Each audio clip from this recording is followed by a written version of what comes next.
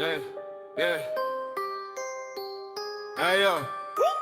Yeah, pasigot-sigot ang daan, di mo alam ang hangganan.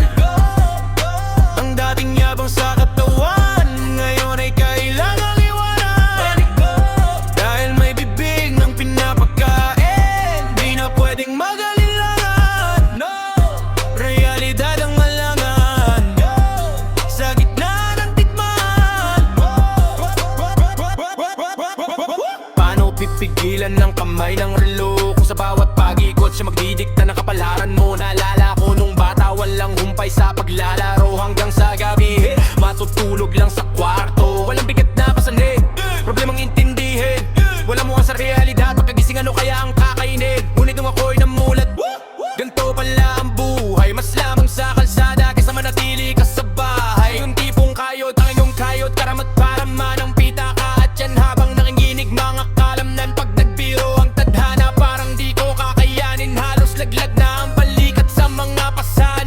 Hinarap ko nang may kumpiyansa, siko ng panalangin. Ito ang tunay na laro, mga ngapa ka sa dilim na ang pangarap pupuha.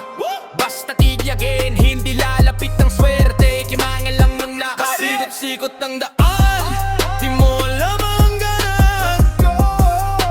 Ang dating yabang sa katawan, ngayon ay kailangang iwanan.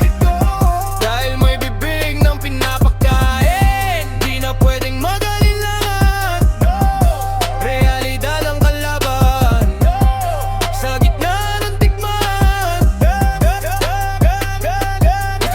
Yung tagang oras na pwedeng itabon kasi na ang buhay ay hindi na biro. Dati kampante, ngayon ay alaligaga sa kalsada na puro bilo. Hindi ko inakala na ang tadhana ay ganito kapait na parang abdo. Kailangan kumayot, kailangan mag-isip ng paraan para di mabigo. Suntok sa panga ang mga problema man na biglaan na lang sumusulpot. Wala nang takas, wala nang urong kahit na ang paligid ay masalimuot. Dati ay nagulo ang sarili, ngayon ay anak na ang iniintindi mo. Kahit napagod, kahit napuyat ay hindi hindi ko na to ititigil. Yung ding pang pangarap na maging sikat ay napalitan na maging sapat. Kasi ang kumakalaw na sikmura ang siya saksi kung kahit tapat. Tapal may pasamikot-sikot, meaning sanay nakatunga. Labit ang dating mata na yun ay kalyado ang kamay sa kapit. Dahil harap ko ang bagyo, kahit walang payong nabitbit. Dahil umiyak ng bunso ang sa puso ko ay gumuguhit. Di na baling ako ang madurog, wag lang silang makaramdam. Bait na mundo, uno na nang dumayak na nagkakong pagkadam. Singot ang daan, di mo alam ang hangganan.